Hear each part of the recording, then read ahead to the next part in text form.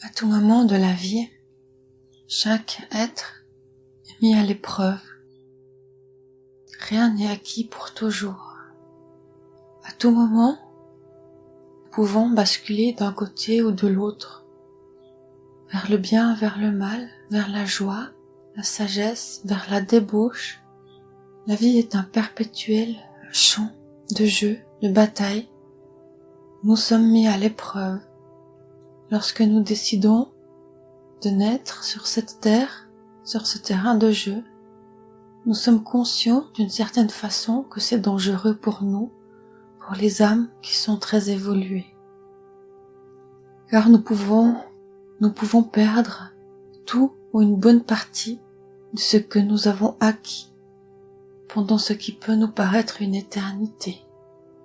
Toutes les vies que nous avons vécues, tout ce que nous avons expérimenté, toutes les fois où nous sommes tombés, toutes les fois où nous nous sommes relevés. Une fois là-haut, au royaume des âmes, nous sommes conscients de tout cela. Et nous grandissons de toutes ces expériences. Nous évoluons. Notre âme s'expand. Plus nous avançons vers la lumière, vers l'amour, plus nous avons de compréhension, plus nous avons vécu des choses difficiles où nous avons souffert, et plus notre capacité d'aimer devient grande. Plus nous acquérons de sagesse, plus nous devenons amour, plus nous nous rapprochons de Dieu et nous ressemblons à Dieu et à Jésus, par toutes les souffrances, toutes les difficultés que nous avons vécues. Et cela, d'un jour à l'autre, peut basculer sur la terre. Nous sommes influencés par notre entourage, par notre conditionnement, par la façon dont nous avons été élevés. Nous avons envie de faire bien pour plaire aux autres. Et la plupart du temps, nous nous oublions. Nous oublions notre partie divine, notre moi intérieur, qui ne demande qu'à éclore, qu'à crier ce que l'on veut, qui l'on est. Et nous nous retenons de crier qui on est. Nous nous retenons de crier ce qu'on veut, par souci de déplaire aux autres, de choquer les autres et d'être rejetés. Que se passera-t-il si nous sommes rejetés parce que nous crions ce que l'on veut? Dans les deux cas, cela amène des difficultés, des souffrances. Qu'est-ce qui vous paraît le plus tolérable? Qu'est-ce qui vous paraît le plus important? Qu'a choisi Jésus lorsqu'il est venu sur la terre? A-t-il choisi de se taire, de ne pas crier qui il était par peur d'être rejeté, par peur d'être crucifié sur la croix? Ou a-t-il choisi de dire au peuple qui il est, d'amener des paroles inhabituelles, des paroles nouvelles qui ont choqué et dérangé beaucoup de monde? A-t-il osé aller jusqu'au bout? Il savait qu'il allait se faire crucifier. Il savait qu'il aurait la vie éternelle, mais il savait aussi qu'il allait avoir de grandes souffrances. A-t-il été de l'avant? A-t-il été freiné par cette souffrance qui allait venir? Oui, comme tout le monde, il a eu des moments de doute, il a eu des moments de détresse. Cela est normal. L'essentiel, c'est de se relever, de ne pas rester en bas, et de se relever, de relever la tête. Et de se dire, oui, j'ai choisi cela, j'ai choisi cette voie, je l'assume, j'en suis fière et je vais aller jusqu'au bout. Et il a été jusqu'au bout avec tout ce qui était difficile pour lui de faire de cette façon. Alors, humain, je vous le dis, regardez au fond de vous, qui êtes-vous? Pourquoi êtes-vous là? qu'est-ce que vous voulez? Et balayez le regard des autres. Pensez que si vous ne faites pas comme les autres, ce n'est pas forcément pas bien, c'est peut-être l'inverse, c'est peut-être parce que vous êtes en train de faire quelque chose de très bien.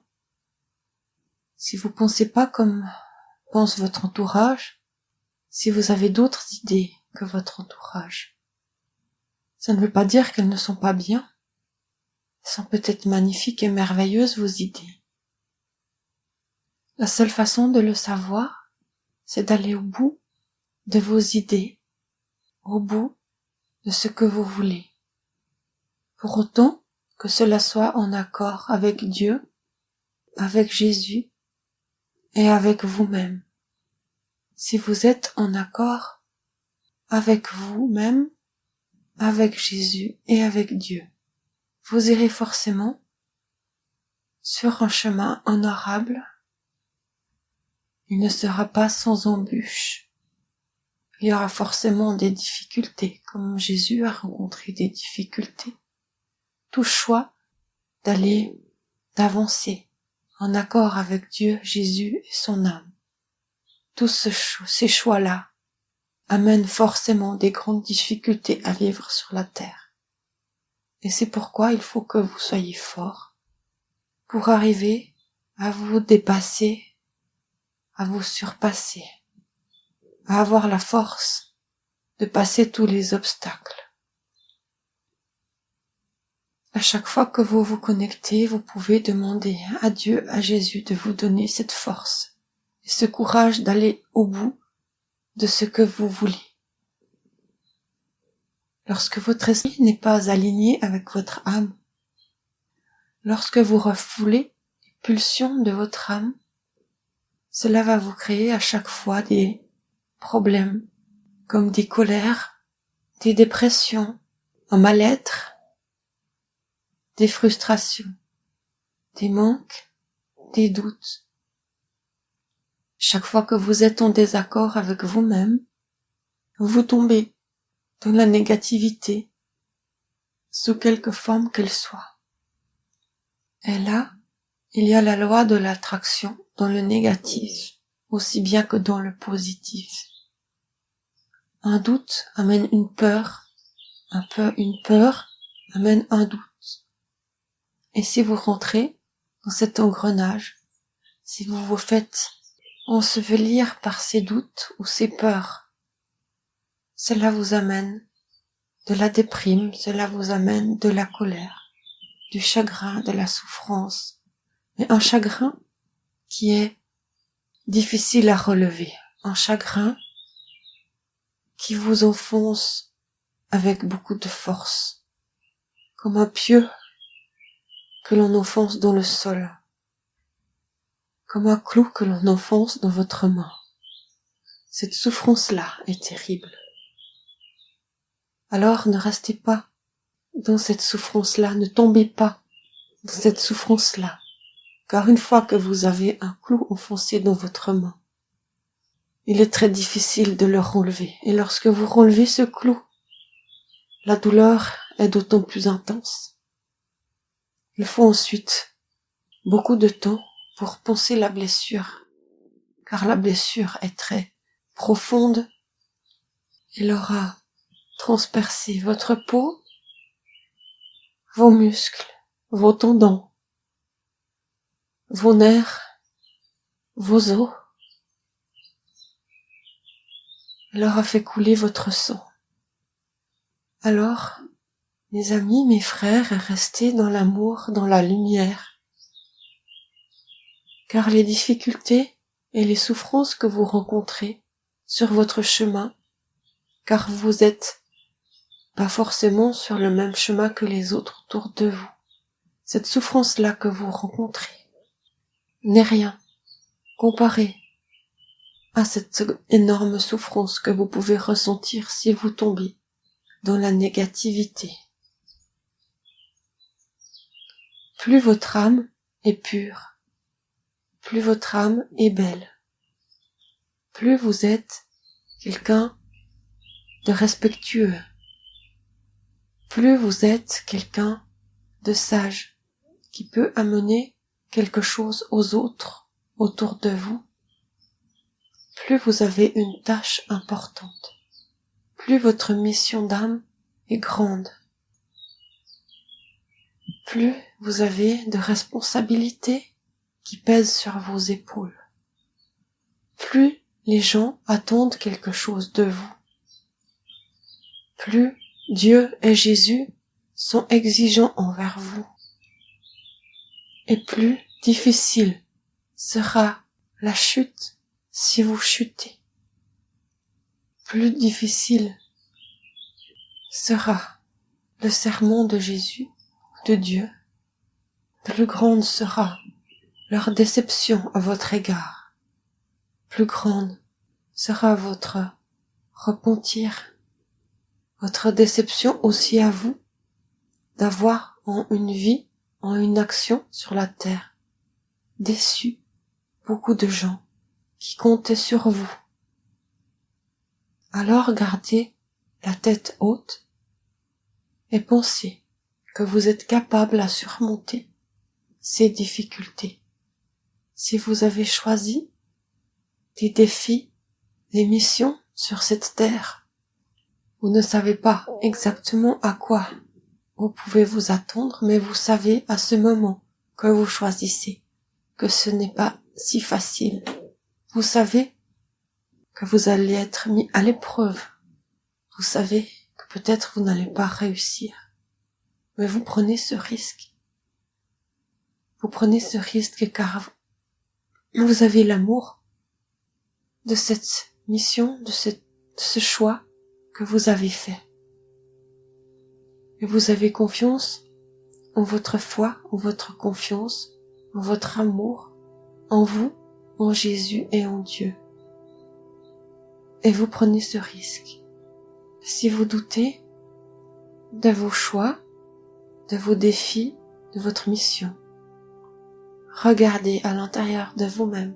Demandez lorsque vous êtes connecté à parler à votre âme et écoutez ce que votre âme a à vous dire. Connectez-vous avec vous-même. Demandez à vous-même de vous donner un message, de vous donner des messages.